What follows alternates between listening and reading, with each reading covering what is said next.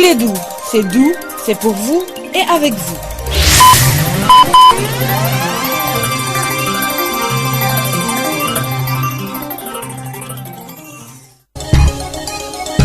Les sports, les infos, la musique, l'actualité, le tout tamisé et servi à chaud pour vous sur Radio Clédou.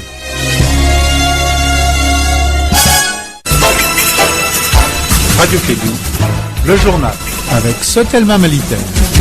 Mesdames et messieurs, fidèles auditeurs, en condition de Clédou, ceux qui arrivent pour la première fois, ceux qui sont déjà des habitués, ceux qui sont les maîtres parmi les maîtres, on vous dit bonjour et bon vendredi, j'allais dire.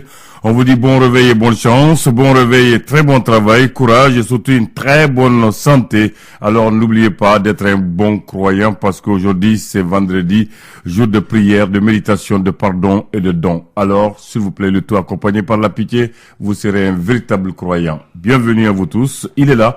Il est musulman croyant et pratiquant. Il s'appelle Tidjani Harouna Ba. Harouna, bonjour. Bienvenue à toi. Merci Abdoulaye Ndan. Lancement hier du plan d'action et des réponses humanitaires 2017. Au moins 3 millions de personnes ont besoin d'assistance humanitaire. Un appel de fonds d'environ 172 milliards ont été lancés.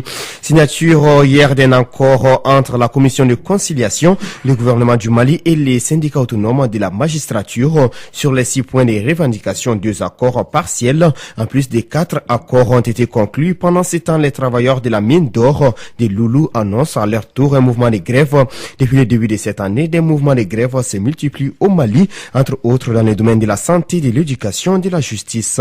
Mesdames et messieurs, voici pour vous les principaux titres. Bonjour à tous et bienvenue.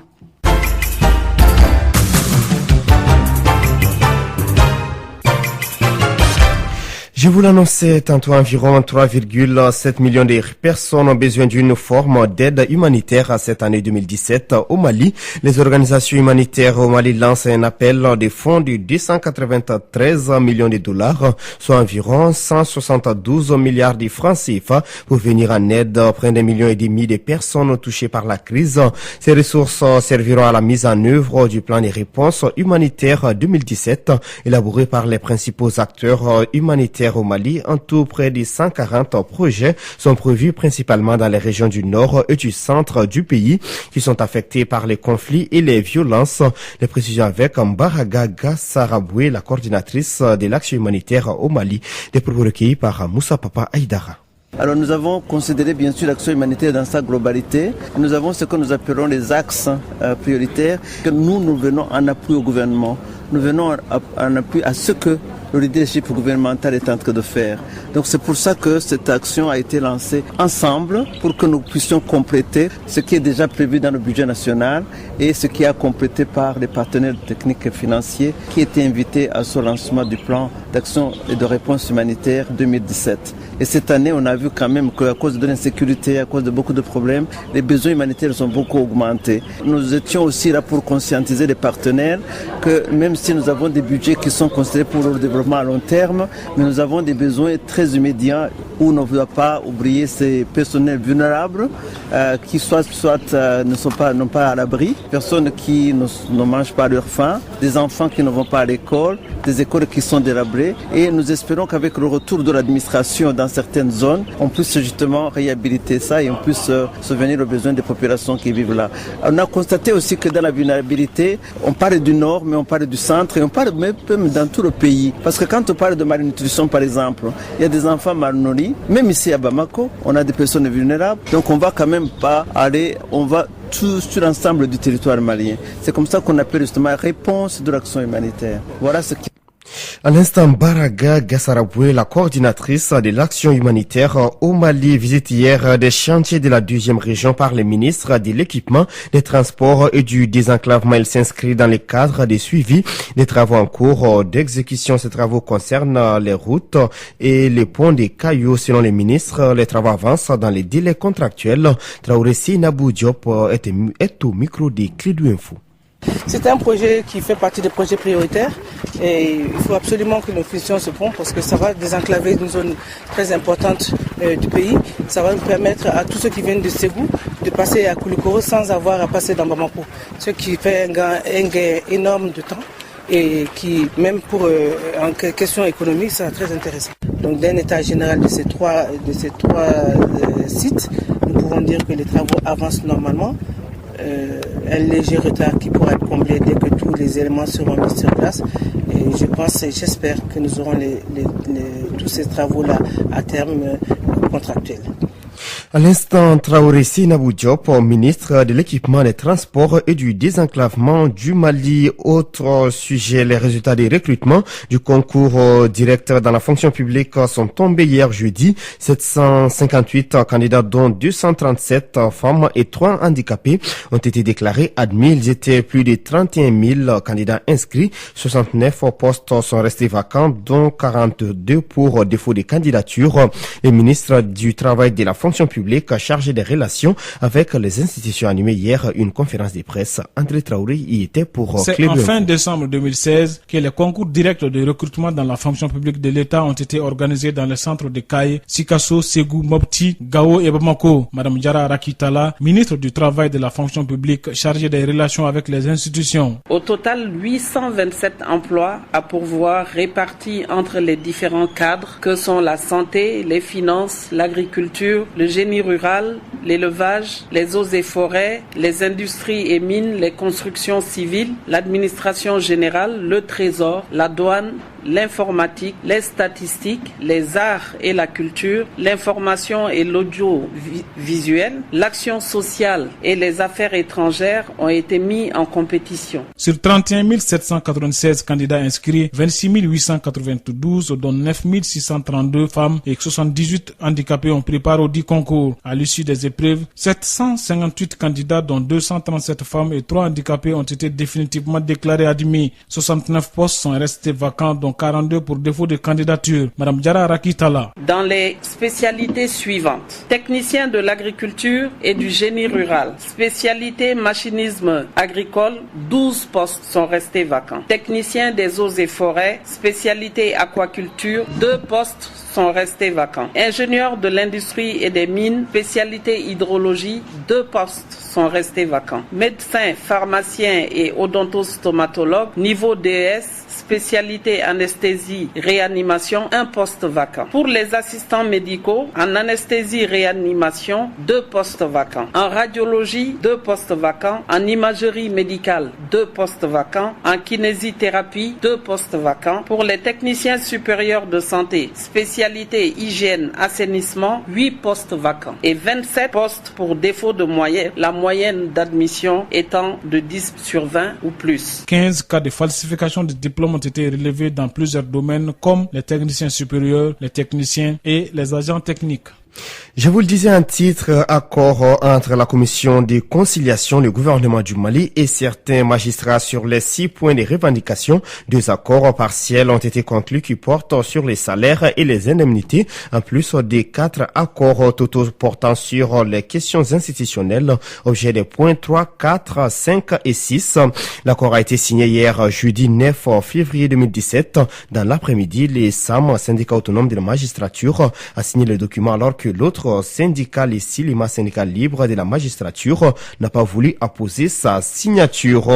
Autre mouvement de grève, celui des travailleurs de la mine d'or de Loulou. Ils exigent à la société Rangol le même traitement que leurs confrères du Togo et de la Côte d'Ivoire, ce qui implique 50% d'augmentation des salaires et une meilleure répartition des bénéfices réservés aux chefs d'équipe. Plus de précisions sur ce mouvement de grève à Loulou avec Bourama Niaré, l'un des agents grévistes. La société Arangod est à Loulou depuis 2005. De 2005 à 2017, nos syndicats revendiquent chaque année. Mais malheureusement, au finish, il n'y a même pas 1 franc d'augmentation des salaires venant de la société minière. Or, chaque année, c'est la production qui accroît. Ils disent qu'en 2016, les records de la production a été bâti. Mais malheureusement, les travailleurs ne sont pas dans les conditions de travail. Ça, c'est un. Les salaires, on n'en parle même pas. Au même moment, c'est la production de la mine d'or de Loulou et Ngoto qui est en train de faire combler les déficits de la mine de Morila. Parce qu'Arangol, il est actionnaire là-bas, et la mine d'or de Tongo en République de Côte d'Ivoire, plus la mine d'or de Kibade en RDC. Mais malheureusement, nous, on voit que nous, on fait la production plus que toutes ces mines d'Arangol, que ce soit au Mali, que ce soit à l'extérieur du Mali. Tout récemment, l'actualité est à quelle? La mine d'or de Tongo et ils ont fait le même mouvement que nous on est en train de faire ce matin et ils ont eu gain de cause parce qu'ils ont demandé une serre parce qu'il y a un système qui est là et donne le bonus à chaque chef de département. Ce bonus-là s'élève à combien? S'élève au minimum, c'est entre 80 millions par personne, par chef de département. 80 millions par chef de département? Oui, chaque année. Ça, c'est le minimum. Et vous, les travailleurs, vous ne gagnez rien dans ça? Les travailleurs n'ont un franc. Et ça fait en sorte que c'est avec ce même système de serre qui est donné au chef de département que nos syndicats n'arrivent même pas à avoir des minimum d'augmentation pour les travailleurs. Raison pour laquelle le mouvement s'est déclenché ce matin en exigeant à la direction de payer 2 millions de serres à tous les travailleurs de la Somilo et plus une augmentation des salaires de 50%. À l'instant, Bourama Niaré, l'un des agents grévistes de la mine d'or de Loulou, des propos recueillis par Kassim Traoré.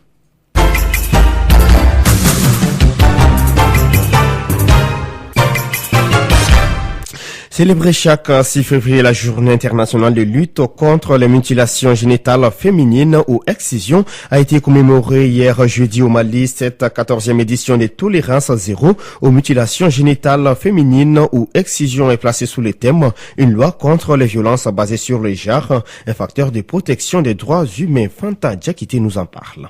Cette 14e édition de la tolérance zéro aux mutilations génitales féminines qui a pour thème une loi contre les violences basées sur le genre, un facteur de protection des droits humains, interpelle plus les élus de la nation. Cette démarche vise à lutter contre toute forme de violence en lien avec le genre et particulièrement l'excision, dont les auteurs ne sont ni dissuadés ni punis par une loi dans notre pays. De plus, de 2013 à 2016, il y a eu une nette régression des cas de violence basés sur le genre qui était de 3317 cas de 2013 à 2164 cas en 2016, avec 38% de violences conjugales. Selon Sangaré Oumumba, ministre de la promotion de la femme, de l'enfant et de la famille, l'année 2016 a été particulièrement riche. Ces activités ont permis d'amener non seulement 1287 villages à déclarer l'abandon de la pratique de l'excision, mais aussi d'obtenir de nombreux soutiens de la part des décideurs et des leaders d'opinion au vote d'une loi contre les VBG. Toutes ces mesures ont pour but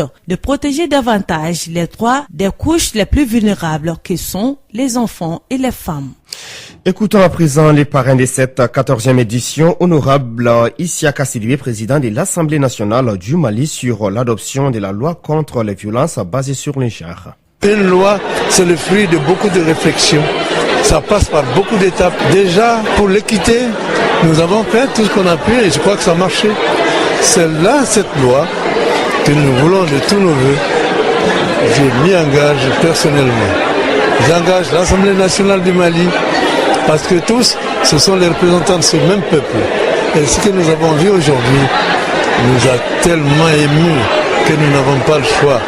Et d'ailleurs, pour que le pays puisse avancer, il faut que ces femmes, on puisse les sortir de là. C'est vrai, c'est le poids d'un tas de traditions que nous savons.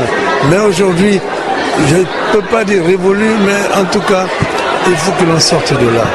Sincèrement, je crois qu'on n'a pas le choix. On va s'engager. À l'instant, l'honorable Isiaka Sidibé, président de l'Assemblée nationale du Mali, sur les pays de la CEDEAO, sur le Mali, le Libéria et la Sierra Leone n'ont pas une loi contre l'excision.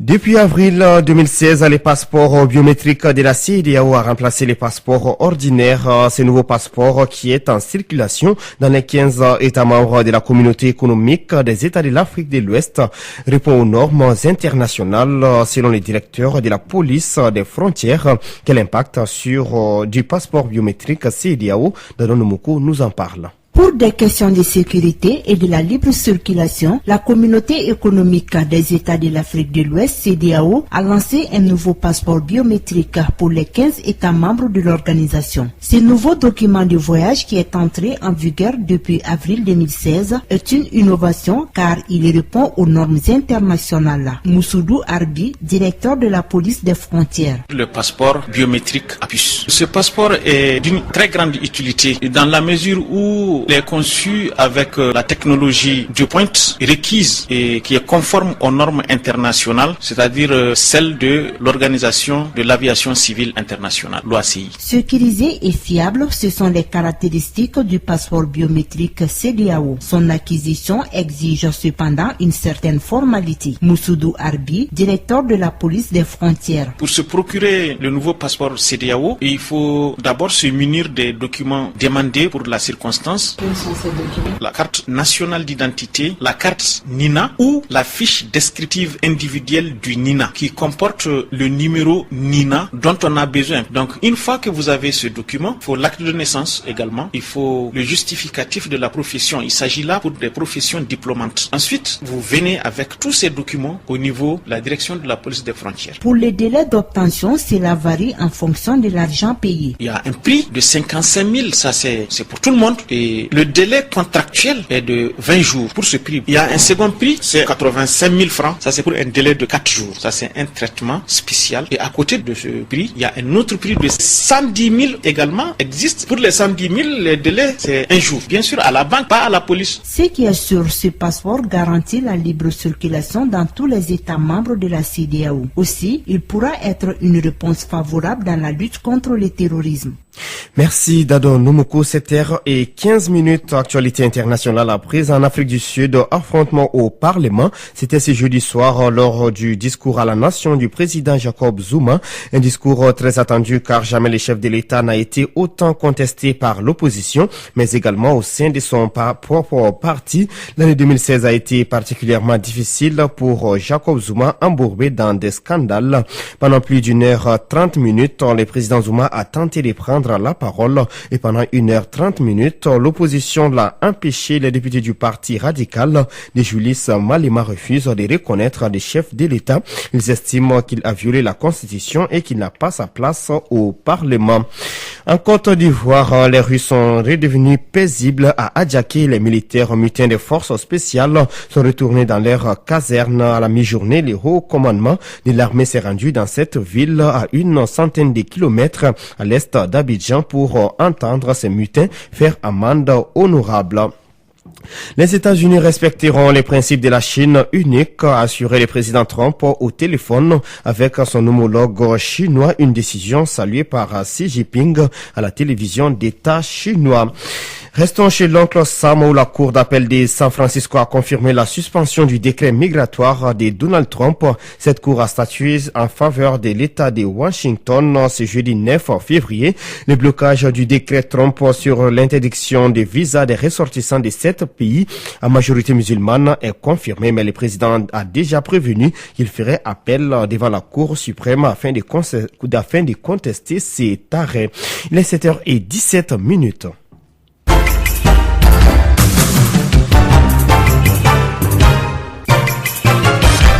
Retour à l'actualité nationale, le comité régional d'orientation et le comité national de pilotage du projet Village du millénaire Tibi ont tenu hier jeudi une rencontre de présentation des acquis du projet Village du millénaire. Les détails de la rencontre avec Douba Dameli.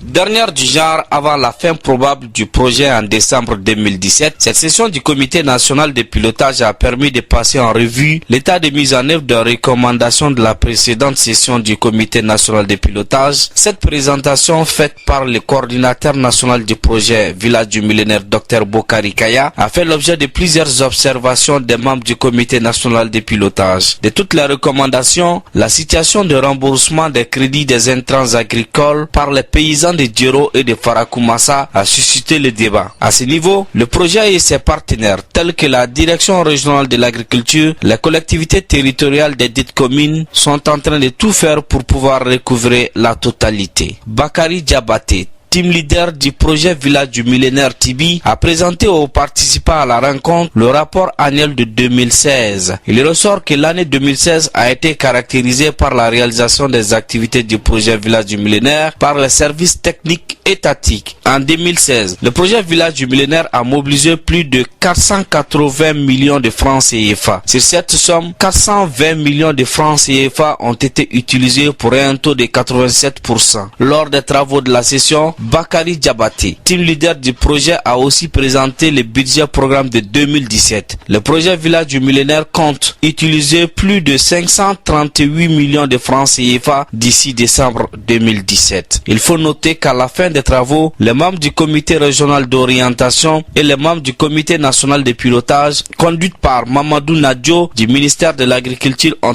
énuméré 4 recommandations par rapport aux préoccupations et au bon déroulement des activités de 2017. De Ségou, Douba Dambélé pour la radio Clédou. Merci Douba Dambélé. Vous écoutez Clédou Info sur les 92 FM à Tombouctou et 88.7 à Yanfolila.